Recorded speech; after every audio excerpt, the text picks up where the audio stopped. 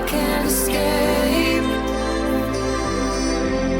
My heart is an ocean, but it's not big enough to fix these mistakes.